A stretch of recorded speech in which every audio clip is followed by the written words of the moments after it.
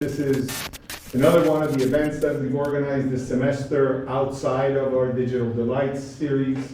We've been trying to sort of focus on things that have to do with music and sound recording. And it's a real pleasure both to welcome you guys here, but primarily to introduce an artist whose work, at least personally, has really reshaped how I've been sort of understanding what used to be called world music and how we listen to the world, which is Robert Millis. Robert is a Fulbright Scholar, a Guggenheim Fellow, author, curator of books, curator of record compilations, a contemporary iteration of the kind of work that Harry Smith used to do in his alchemic practices in recasting the past as a new trace for the present, or sort of a new alternative trace for the present. He's best known for his curatorial work, which I think he'll be talking about since the last project that he did, the India Talking Machine, is for them.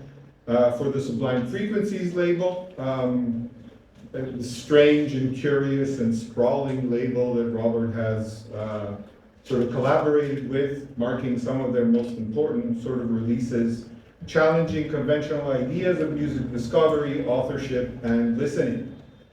Through his work, he has helped bring forward sounds that exist outside of both commercial but also academic frameworks, field recordings, radio fragments, vernacular music traditions, but also commercial recordings and ephemeral audio artifacts that otherwise would have been lost in without his blasphemous ethnomusicological sort of work. He doesn't do the sort of academic work in that sense. Lost, I don't know, but maybe. Yeah. Maybe. What's striking is not just the breadth of the material, but the sensitivity behind it, an approach that resists framing these sounds as exotic or distant, and instead invites us to encounter them on their own terms and in the present. So you can also sort of hear conceptual links between what we were listening to just a second ago, crackling, cavernous recording on a shellac 78, from India from about 100 years ago, and a granular digital noise record highlighting the alignment of textures across these 100 years that divide these recordings. Robert also is a musician in his own right, something that whose work sort of complicates this. He records as a solo artist, he records as Climax Golden Twins, and also in many collaborative projects, and he brings the same kind of curiosity and timelessness to the kind of work that he does. What makes his practice especially compelling is how these two sides, the curator and the artist, sort of coexist and inform one another. His releases don't just present sound, they explore how sound is experienced, remembered, and reimagined. And they create spaces where listening becomes an active, almost meditative act. So please join me in welcoming, and I quote, filmmaker, photographer, guerrilla ethnographer, collector, sharer of 78 RPM records, weaver of multi-layered ambiances, improviser, annotator, jokester, and traveler, Robert Millis.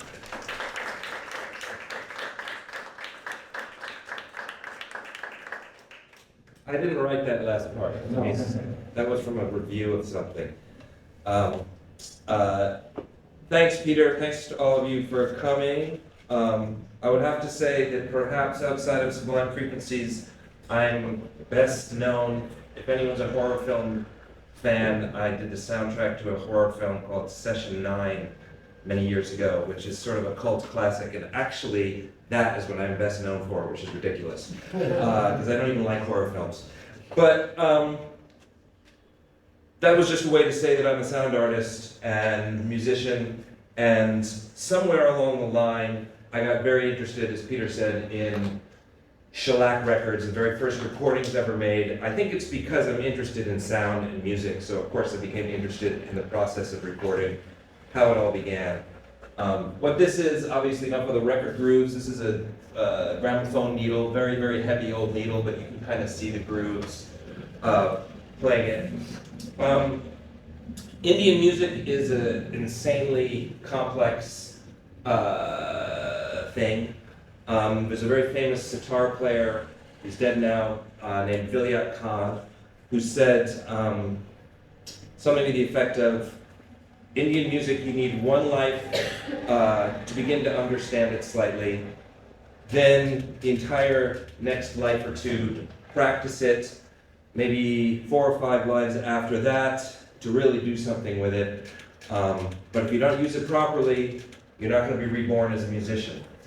Vilayat Khan is someone who can actually say this because he's from a very long lineage. His son is now a practicing and fairly famous sitar player in India. He was a famous sitar player.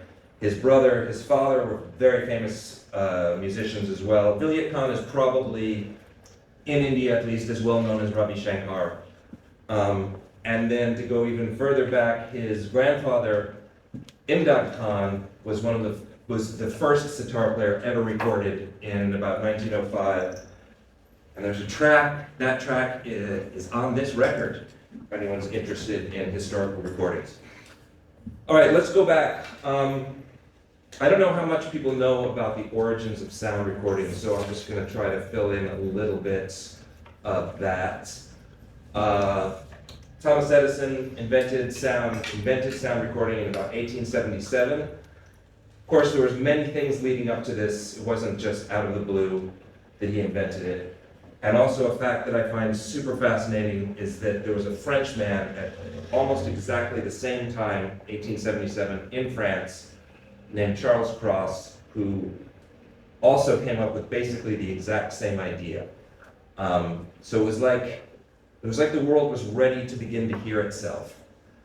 And Edison, being an American, of course, actually made a working model of a gramophone, actually produced sound, whereas Charles Cross just submitted his papers to the French, whatever it is, Academy.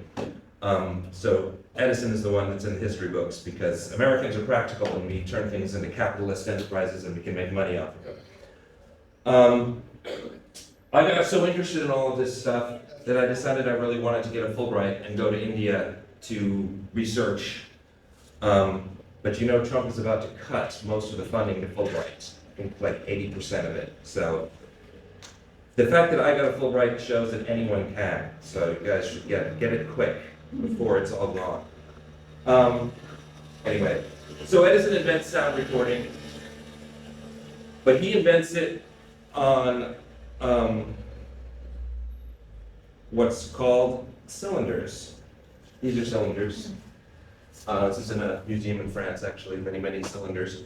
So it's a round Coke can-like object, and he figured out basically that, you know, sound is vibration, very specific frequencies of vibration, the air is vibrating, and he realized that if you could have a sensitive enough needle to inscribe a groove in some kind of soft material, when you actually pulled the needle back through that same groove, the sound would come back out just as it had gone in.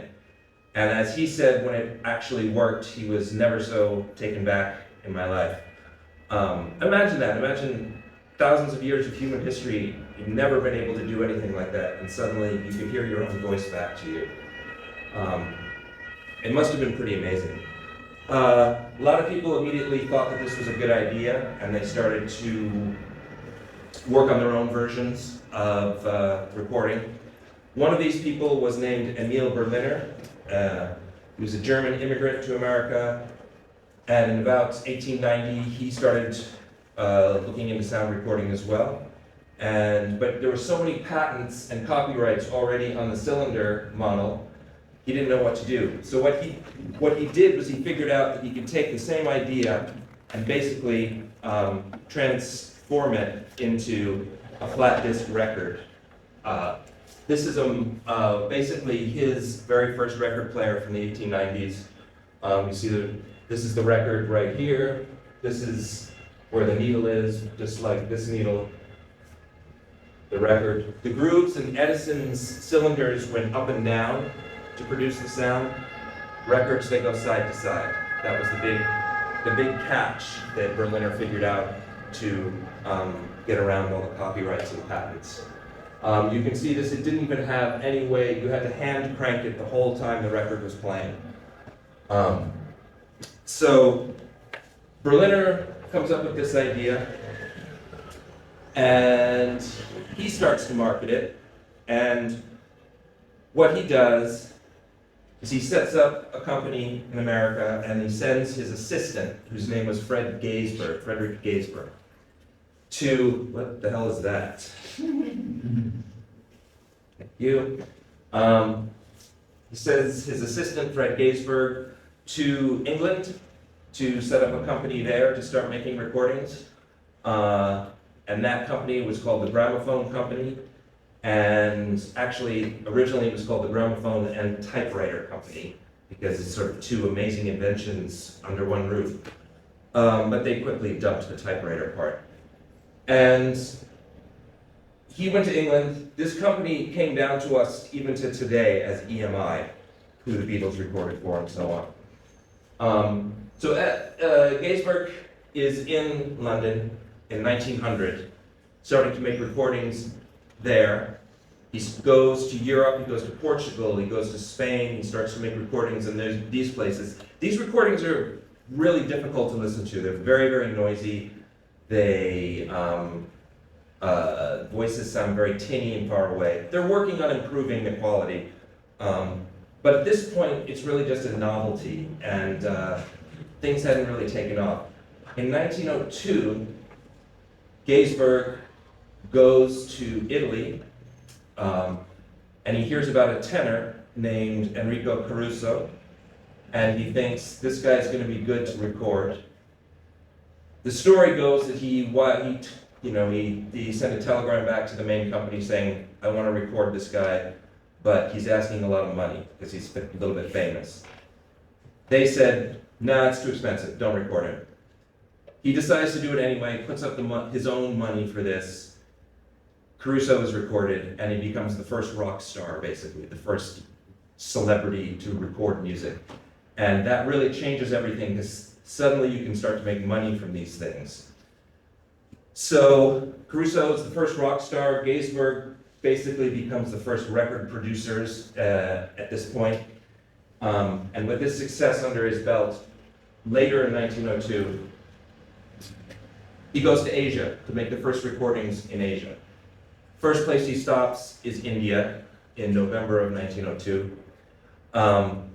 And this was a time, unlike today, when we didn't know anything about what music from other countries might sound like. So we would have someone on the ground in that country that could recommend people to record. Famously, Gaisberg hated Indian music. He thought it sounded terrible. The type of people he was recording was something like this. This is a nautch girl. It's called a nautch. She would be a performer and a singer and a dancer, and working in the red light districts. Doesn't mean she was a prostitute. It just meant it's the entertainment area. And he gets a couple of these women to record for him. He hates it. He thinks they sound terrible. But he records them anyway. Then he comes across a woman named Gohar Jan, and he records her in late 1902. And she, once her records are released, she becomes the Caruso of Asia, of India, and she becomes very, very popular, and the recording industry is born in India. And I'm going to play one of her very first recordings that was made, and as a little collage, these are what's called Kalighat paintings. The main temple in Calcutta is called Kalighat, and you could get these paintings there. They were of gods and deities and myths and stories, kind of the same thing that she was singing about in some of her songs. That's why I made a collage of them. And also, it was a mass-produced art form. And I find it sort of interesting to compare and contrast that with the fact that the records at this time were becoming a mass-produced art form. So I'm going to play this recording of Gohar Jan. I'm sorry, I can't for some reason make the stupid little thing disappear now. Whatever. Listen for the end of this song. I'm going to play the whole song, so hang on. But listen for what happens at the end.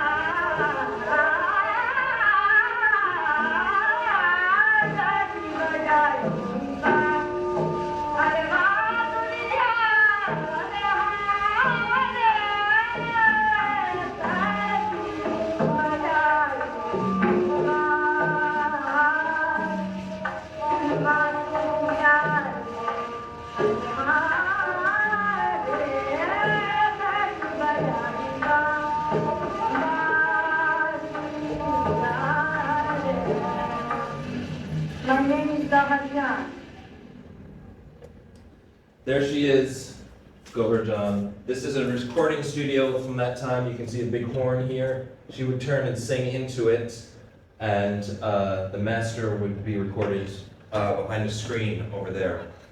What I love about that and about her recordings is how she introduces herself at the end. She says, "My name is Gohar John." And this is kind of poignant to me for a number of reasons. First, it's nice to hear her real voice, her speaking voice. But when you think about it, at this time, no one knew what a record was, what an audio recording was, what a piece of media was. She didn't know. She didn't know what she was doing. She was just paid some money to come in and sing into a horn. So she did. In India at this time, the men, the male singers and performers, they just thought this was a novelty piece of crap. It sounded horrible. Women, on the other hand, the entertainers, you pay me, we'll do it. So it took a few years, and then the men started to figure out, wait a minute, we can make money off of this. So then the women got sidelined pretty quick. But at the beginning, the female voices were really the most prominent things that happened in India. But I love the way she announces at the end, because no one knew what a record was, right? So she's basically signing her work. And it was a very smart thing to do. And other people started to catch on and do that as well, other artists. She would do things like, "My name is Gohar John, this is a new song." She would give her address sometimes so you could come and find her. Other artists who didn't even speak English very well, one who I love, whose name is Zorabai, she said at the end of one recording, Zorabai died in Agra, because she didn't know English very well, so she said died instead of lives in Agra. So collectors at this, collectors later on, 78 RPM collectors, heard these announcements, and what they thought they were doing was that the recording engineer had told them to do this, so that when the records were mass-produced, the technicians would know which labels to put on which record. This is stupid. It doesn't make any sense. Why would the tiny little voice at the end of a record, in a heavily accented English, the records were usually sent to Germany to be manufactured, and the German technician is going to listen all the way through, understand that, and make sure he puts the right label on? Stupid. She was doing it to sign her work and to say, here I am, this is me doing this. And the fact that this collector story about why these people made these announcements, it really caught on. And everyone believed that for many, many years. When I was in India, I met someone who wrote a book called My Name is Gohar John. He tells the same story about it's for the technicians to understand which label to put on a record. And I just asked him, where did you get this information from? And he's like, oh, I have the notes, I'll send it to you. He never did, because it's not true. But it's kind of an example of how record collectors can sort of influence what we know and think about recordings. And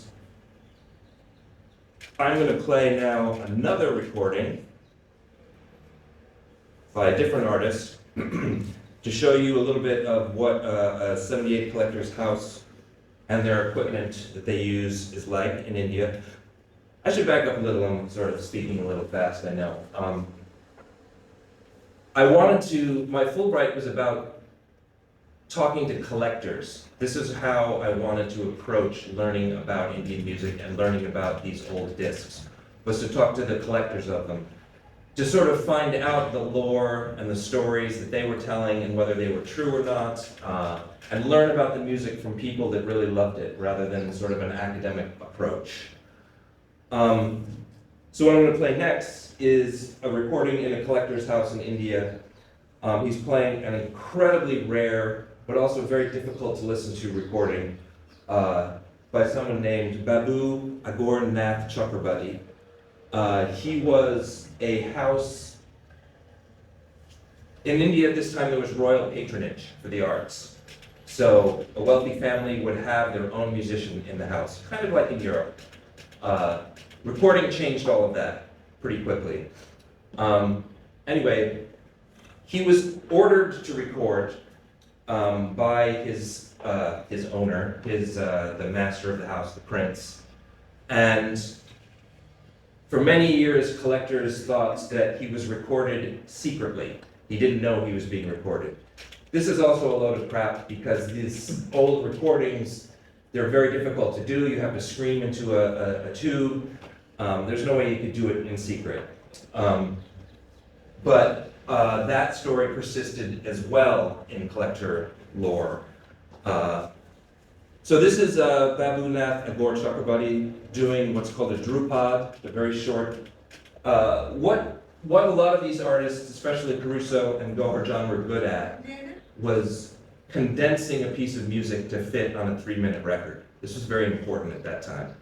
Normally she would go on for 20, 30, 40 minutes for one piece. Caruso, it's the same. He could sing an aria, but he had to figure out how to condense it down and make it work in a short form.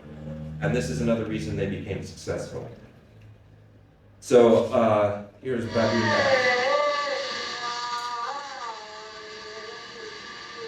Only the best equipment.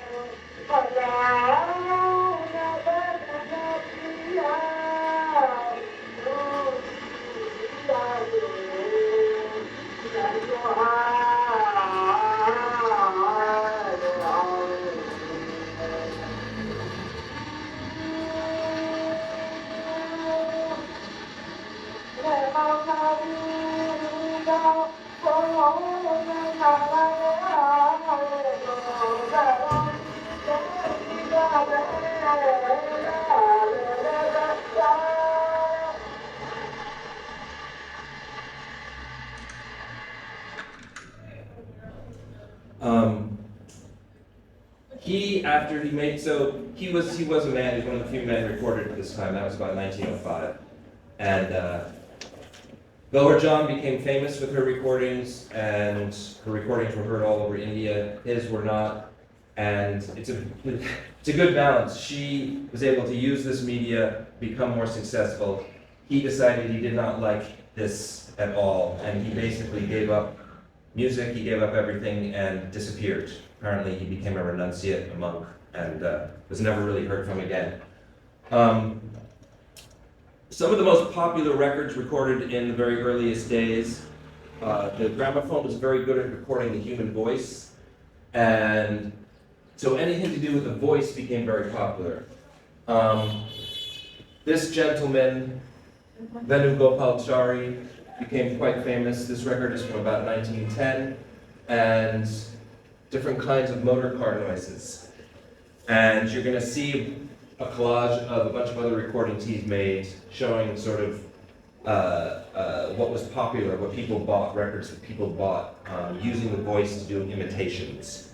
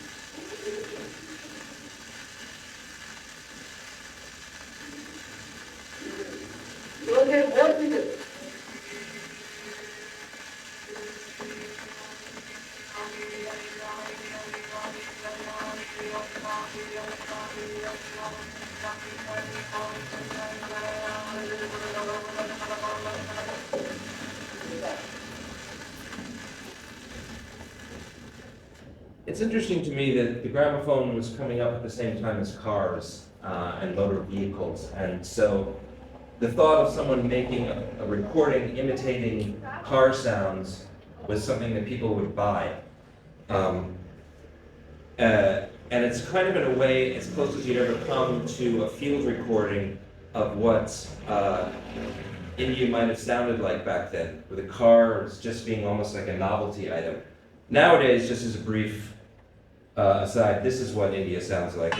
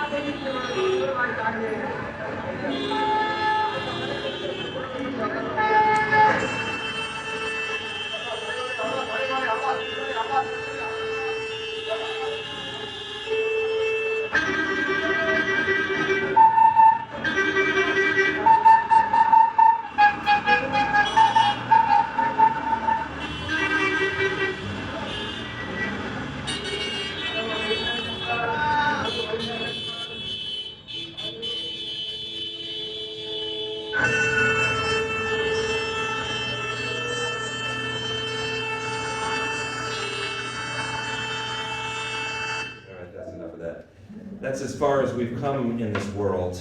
But the fact that voices were so important to record, I went to Japan also on a separate trip and studied also Japanese music through collectors. Fred Gaisberg, after he recorded in India, he went on to Japan in early 1903 and made the first commercial recordings in Asia, Southeast Asia, or East Asia, including this recording, which I actually, weirdly enough, found in Seattle. It's a record from 1903, and I don't know how it ended up in Seattle. But when I saw it, I was like, great, ancient court singing. I love court music. I'm very interested in sort of the oral tradition and how these old recordings might be documented, how we can hear the past. So I was excited by this. I thought this is something ancient court singing. This is going to be great. And I thought, and it is great. I'll play you a few seconds of it.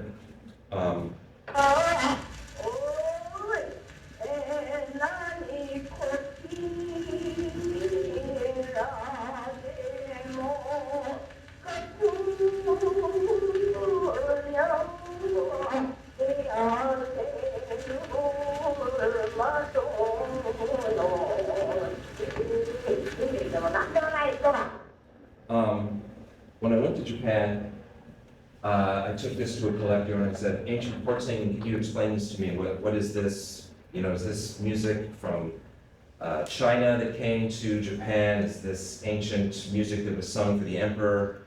And he looked at it and he said, no, this is actually a story set in a bathroom. It's called rakugo, which is Japanese joke storytelling. It's got absolutely nothing to do with ancient court singing. And why they labeled it ancient court singing, I will never know. Is it someone playing a joke on Fred Gaisberg? Who knows? It's a story about some people in a bathhouse. So it's got nothing to do with that. But anyway.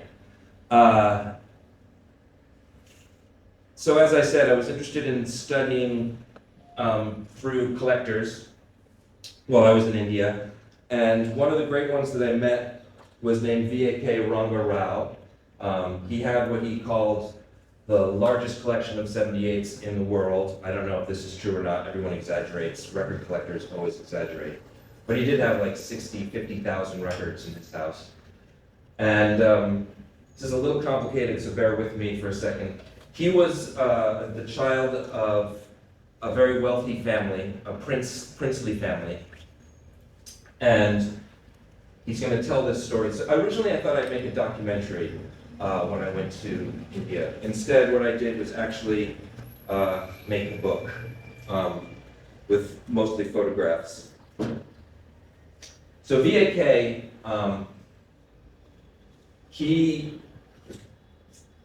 the child of a very wealthy, prominent family, and his mother had been trying to get pregnant and have a son.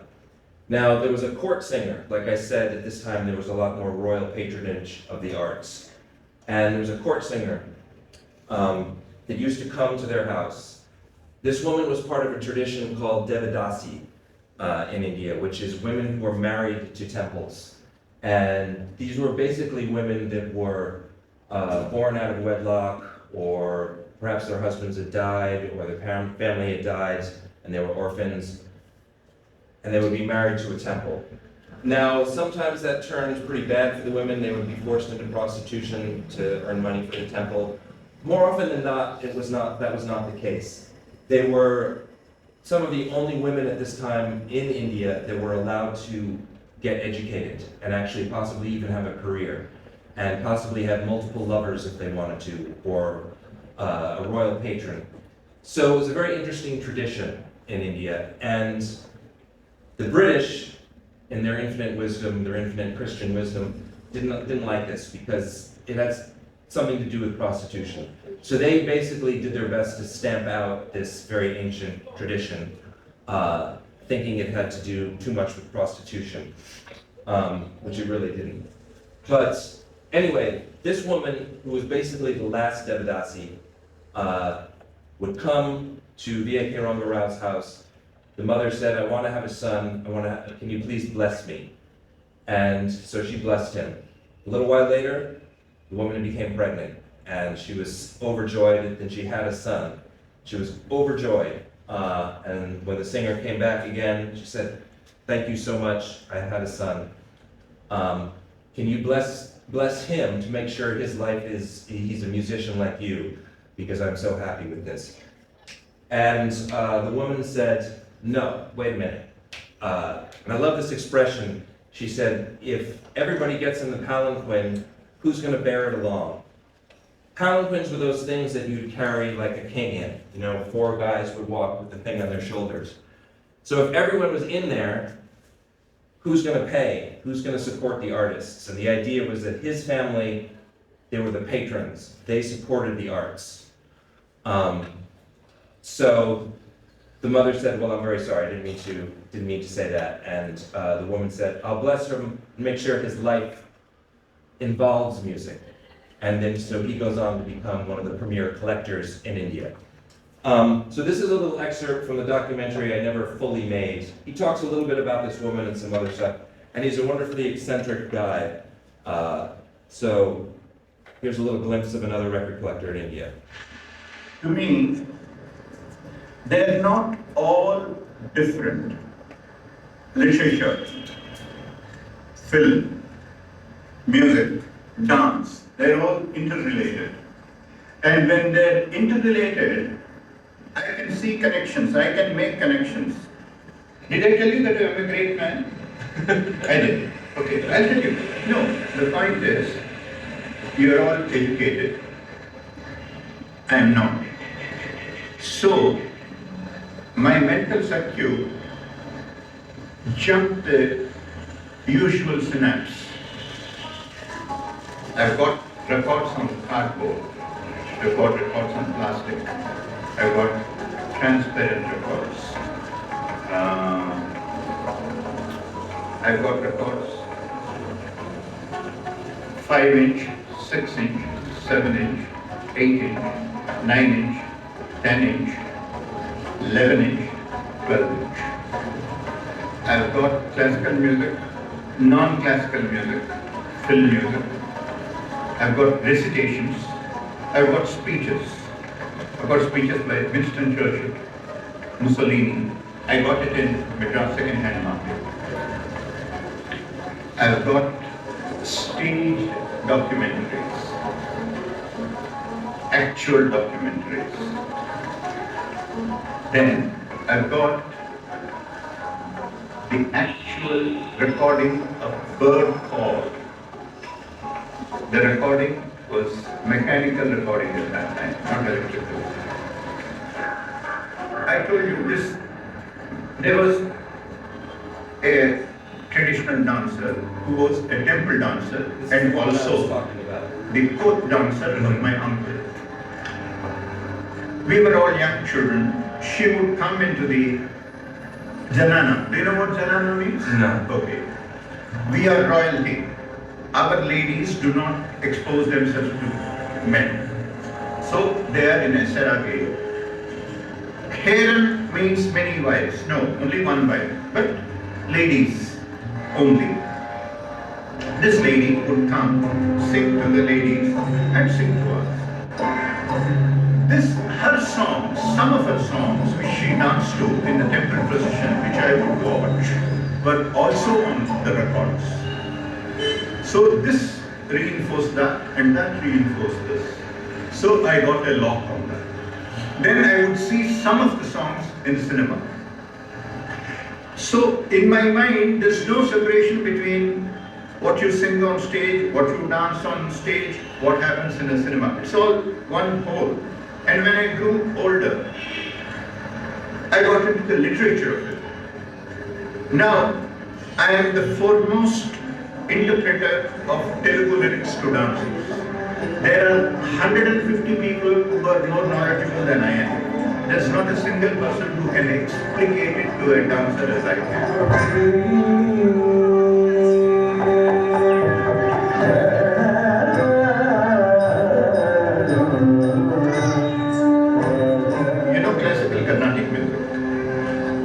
Something like that is also sung by the traditional performers. They're called Devadasis or whatever. But they make it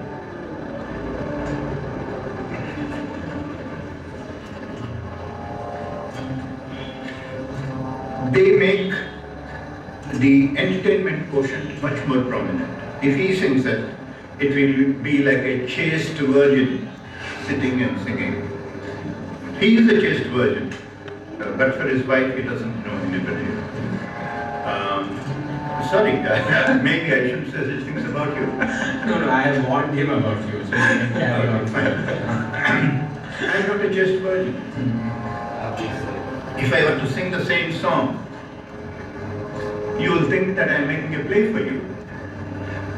It is actually, I'm not making a play for you, I'm establishing before you my abilities of making a play for you.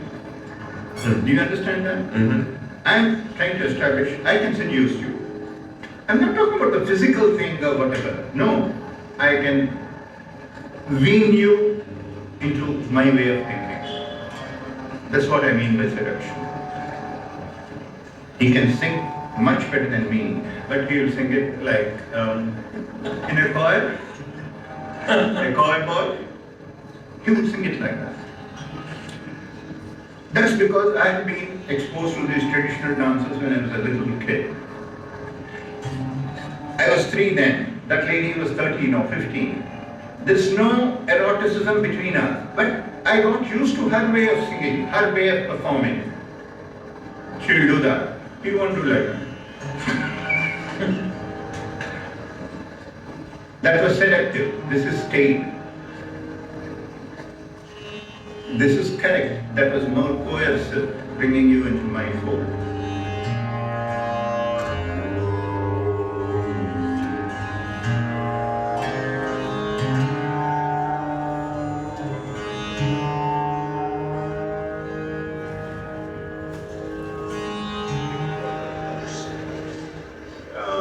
One particular time, my parents, my younger brothers, in-laws, about 25 of us, booked a Pullman carriage and went on a pilgrimage. We started in Visakhapatnam, went to Calcutta, from there, somewhere. In each of the places, I made a beeline to the second-hand record seller. I collected 600 records in that trip.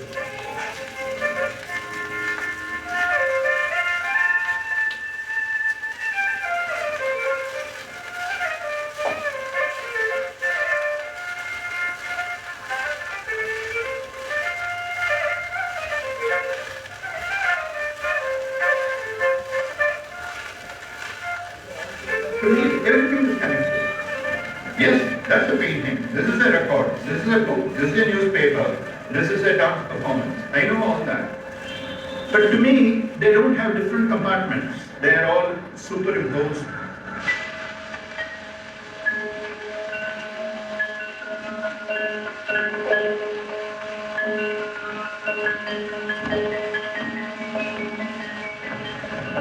I said that is a recent seminar in Madras University.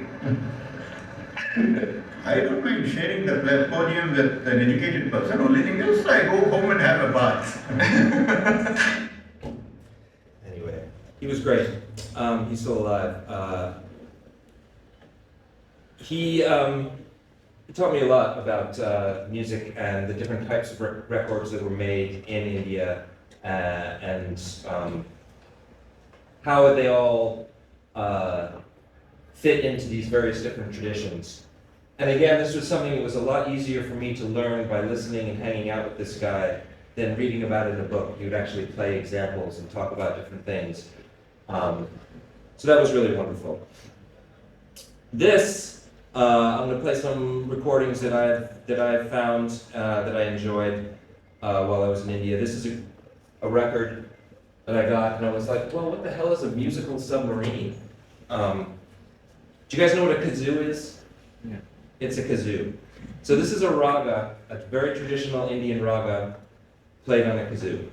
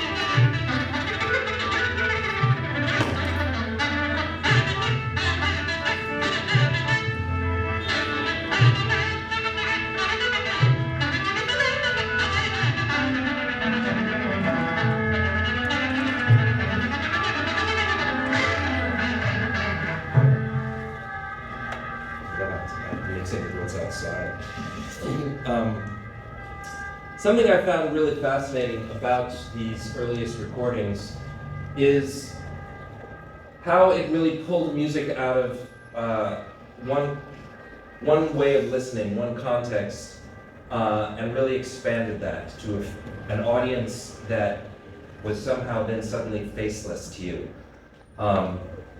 For example, with recording, they had to, you could record a religious service, and then you can listen to that someplace else, someplace totally out of the original context, and just appreciate it as music, as sound. Similarly, when you recorded these early records, sometimes instruments wouldn't record very well. Kazoo recorded very well, so he recorded with a kazoo. But other instruments, for example, the string bass, didn't record, so they played tubas instead. So music changed. They condensed it down to having 3-4 minutes per song. The instruments got switched around. The context with which you could listen to something changed. In India, ragas were very specific for times of the day, but suddenly now you could listen to a morning raga whenever you wanted to.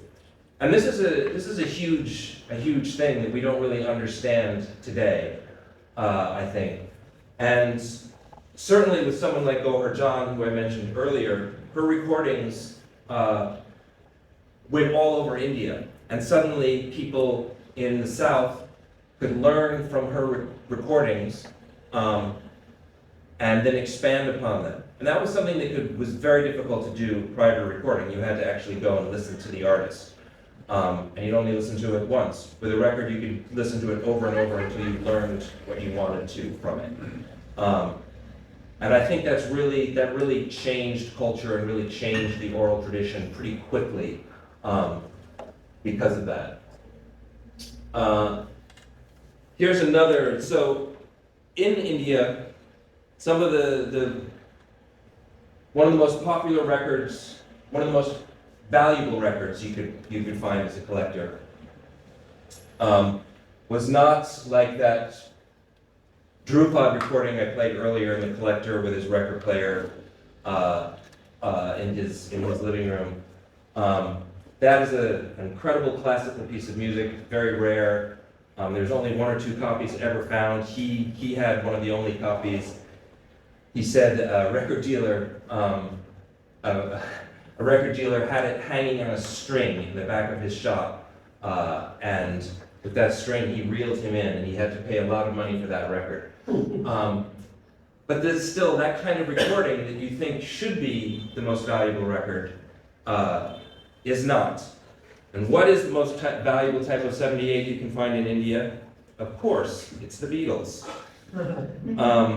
Because in India and in several other countries in Asia, since electricity came a little bit later, many people still had wind-up gramophones.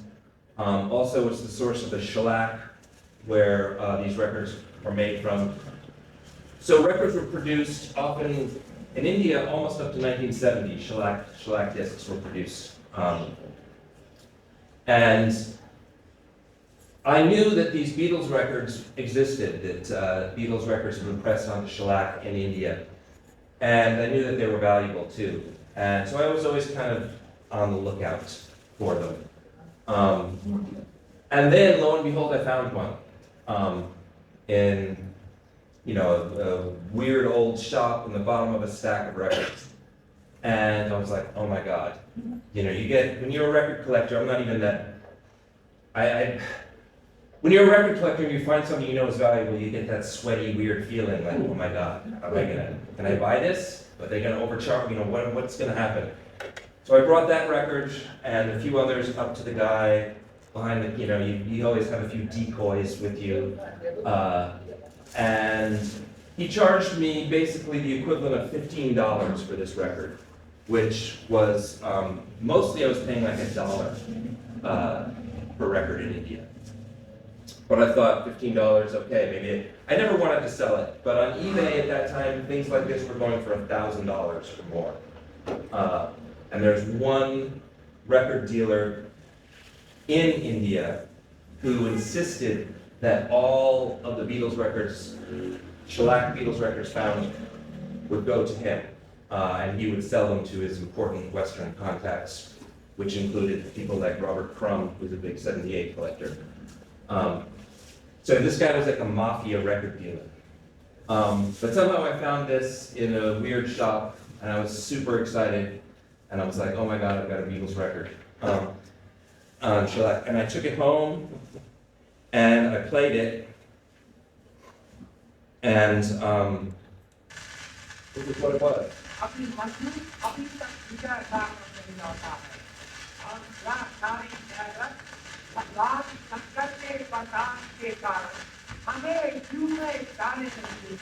It was a fake. Fucking bastards. And it was a really well done fake. I mean, the label is misrepresented, a little bit off center, there's writing on it, everything's kind of beat up. It really looked exactly like what I thought it would look like. Just shows the extent and how savvy some of these record dealers were in India. It seemed like, you know, they didn't know anything, and I thought I was getting away with something. But in the end, guess what? They got me. So, anyway, shellac. Actually, I'm going to do something else first. I'm going to show this, which is, this is a little bit of the ambiance of record markets in Calcutta. And at the end, well, I'm just going to play it for a second. You can see where the markets and the streets.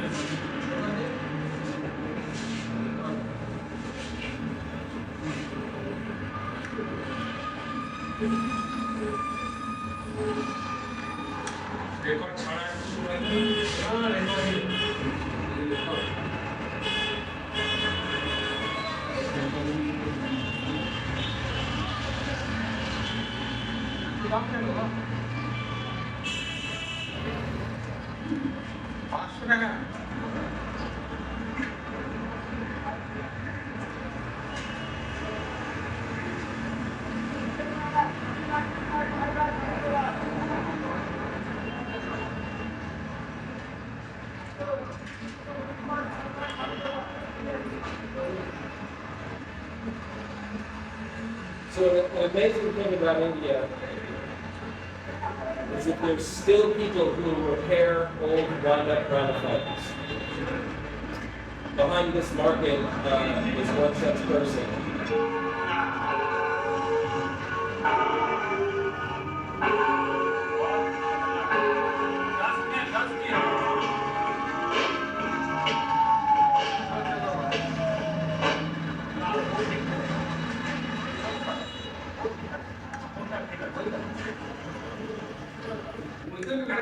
So just behind that street stall, there was millions of 78s stuffed in and stacked.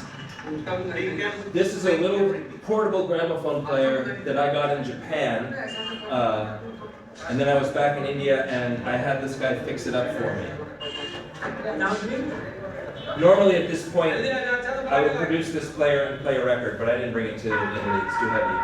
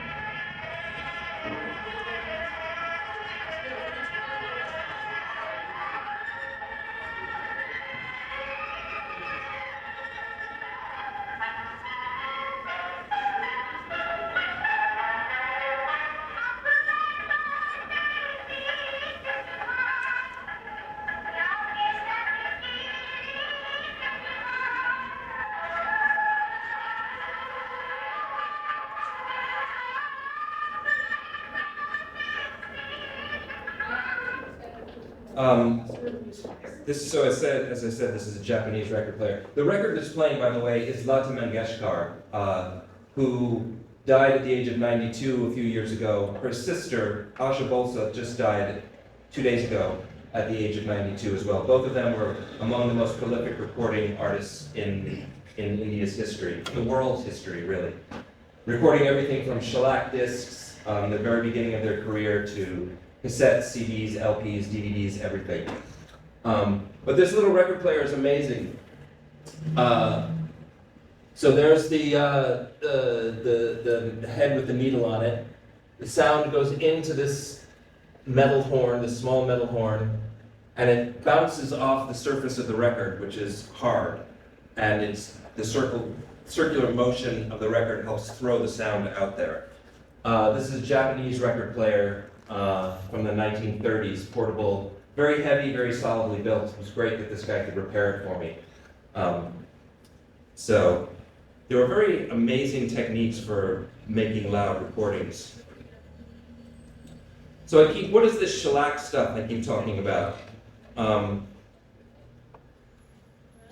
Shellac comes from, again, I'm sorry if any of you know this, but shellac comes from a very, very, very tiny, tiny insect.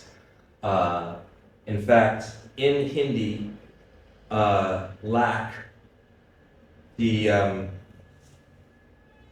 insect is called a lac beetle or a lac insect, and lac in Hindi means 100,000.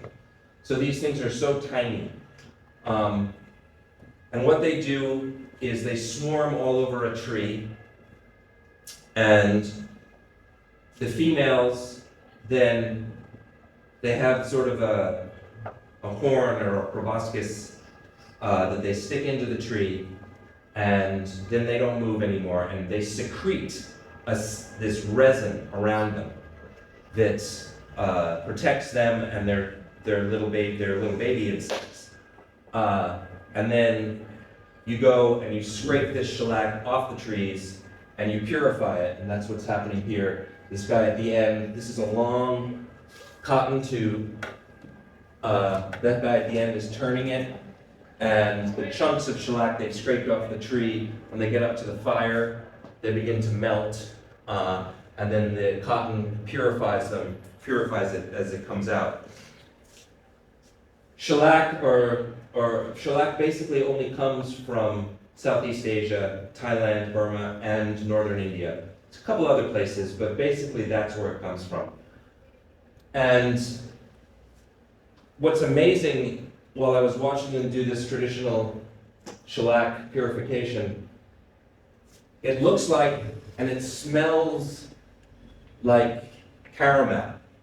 It's kind of amazing. This is an insect secretion, but it smells really good.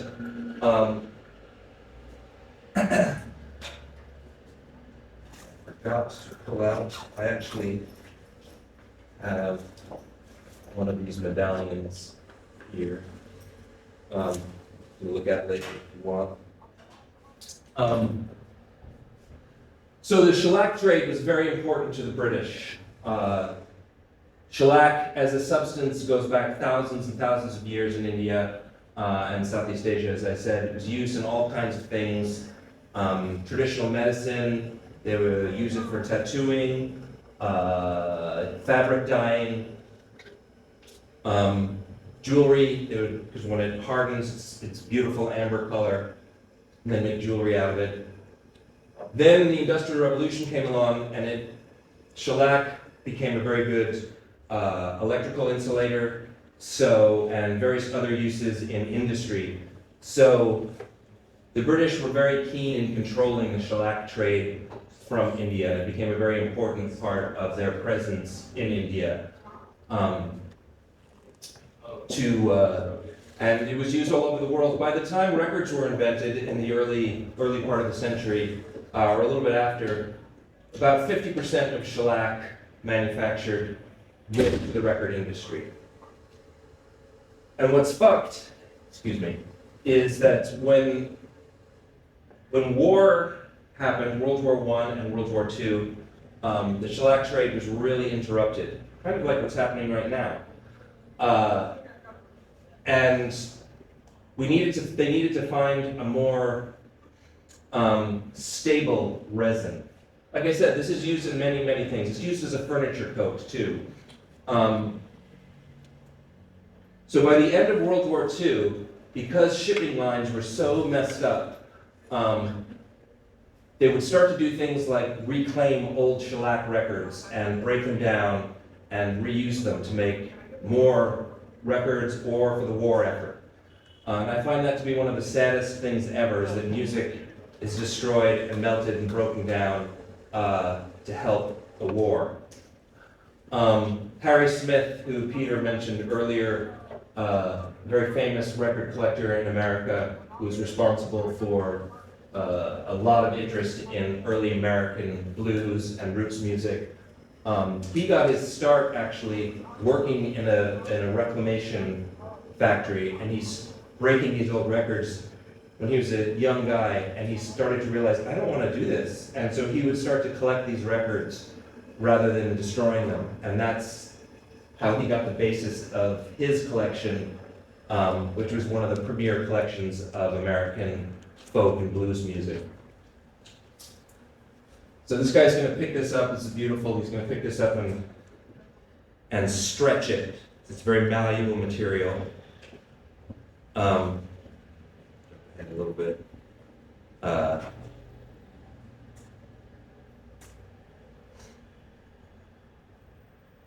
Pull it off that. Yeah, and then, so shellac is completely edible in this form. That's why it was used as medicine, and it's also used in things like, nowadays it's used to coat fruit.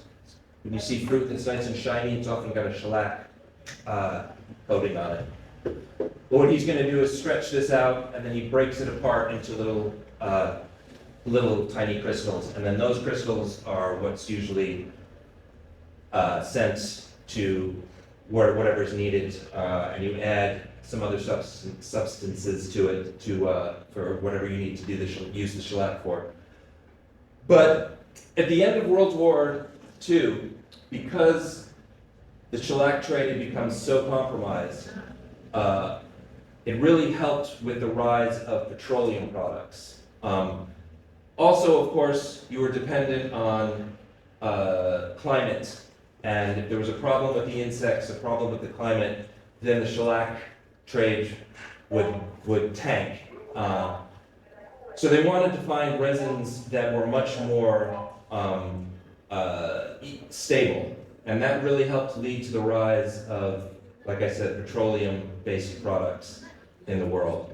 And that's pretty interesting to me that sort of before I'm simplifying it a little bit, but before World War II, we relied on these renewable resources, these resins, natural resins, basically safe, and now we have to rely on oil. And records started to be made out of vinyl, which of course is great. We all love vinyl records, but so at this point, I think I've probably talked enough. I mean, I could talk more. I've got plenty of things from Japan and stuff and weird uses of early recording, but I've probably talked enough. Unless you want me to talk more or you want to hear more. But if you have any questions, I'm happy to answer some questions. If anyone wants to see some of the shellac, it's right here. We can take some questions and then can come up. Yeah. Those are already broken. Don't drop the shellac. Well, here I can just pass it around. You can also see it's got the company's stamp on it. Does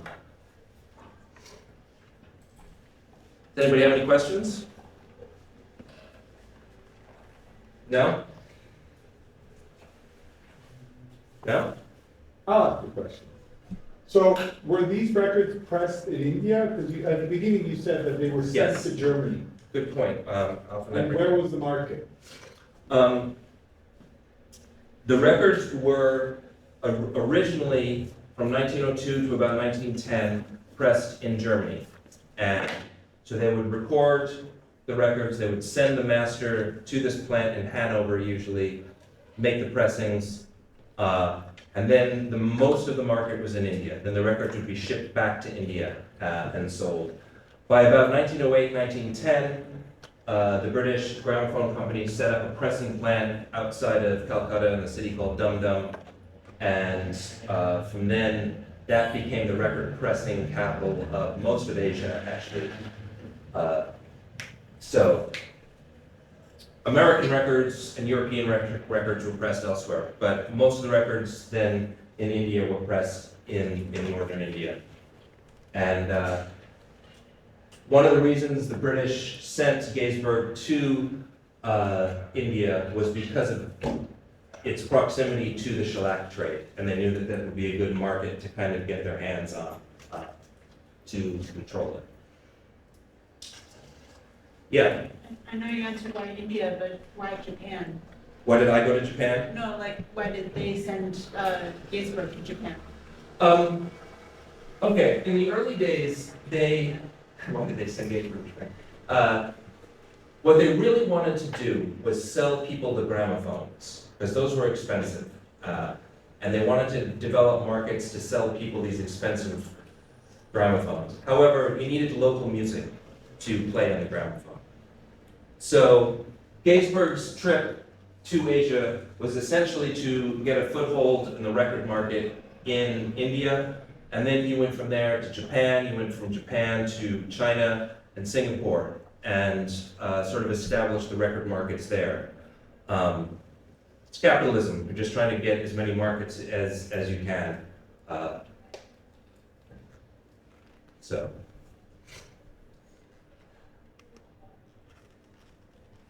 In Japan, actually, one last point I'm going to make is,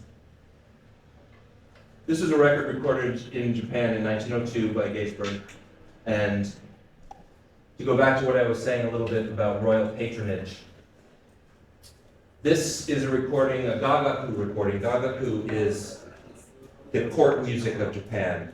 And essentially, when I found that record that said ancient court singing, I was really hoping it was gagaku. Because gagaku is one of the oldest, unbroken, traditional classical musics in the world that basically goes back to the 7th century or something like that. But it was only ever for the emperor.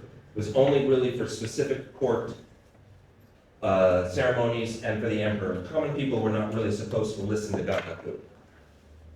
But with recording, they could. And this really, again, helped change just helps change the world. Suddenly, you could hear these things that were not supposed to be heard by you, and you could enjoy them as music. I'll play a little bit of this as well. Probably goes into some film that I shot elsewhere in Japan.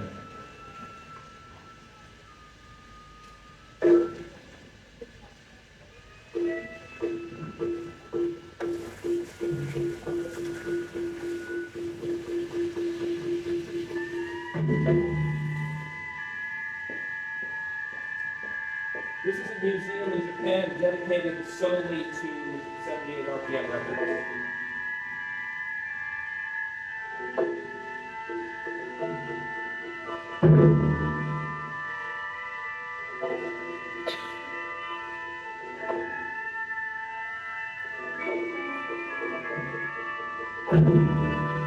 Various models of microphones.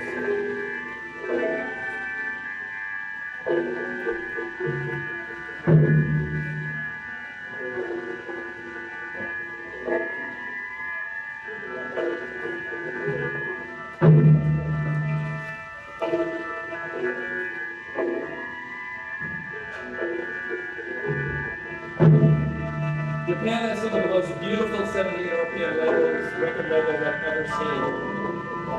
And basically they're all bootlegs.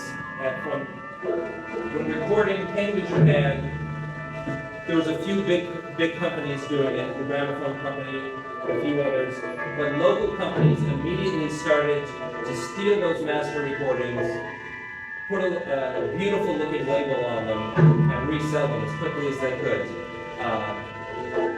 It's staggering the amount of beautiful designed labels in Japan, but they're all bootlegs, and with fake artist names and all this stuff.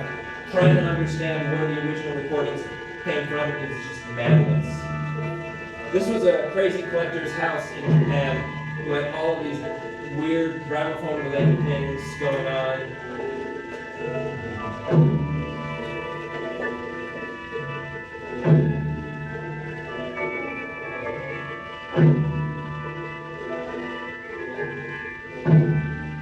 So when recording began, those bootleg labels were about 1910 to 1920, before they kind of got a handle on the copyrights. And so many were produced. It's a little bit like today, though. When CDRs came out, for example, suddenly the amount of independent record labels really blew up in the world. And it was the same in Japan when recording started. People really look at that label, it's so beautiful.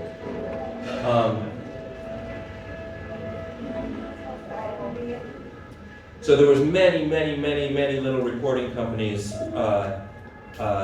doing their absolute best to crank out recording. All right, I'm about done, but I'm gonna play one last thing just because it's nice and horrifying.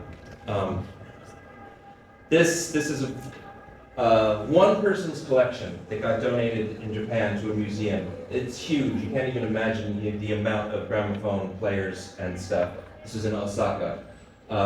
This is a very rare doll that was made by the Edison Company at the turn of the century that used a cylinder to give it its voice.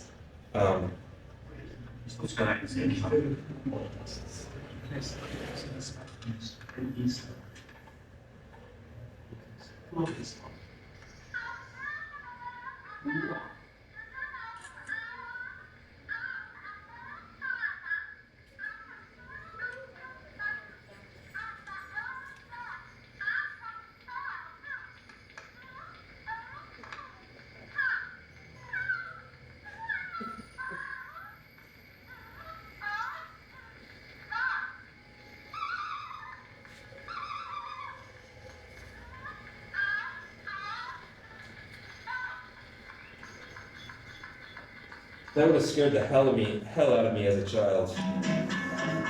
Anyway. Yeah, I probably talked enough. Again, if there are no more questions, then get the hell out of here. Let's go get drunk.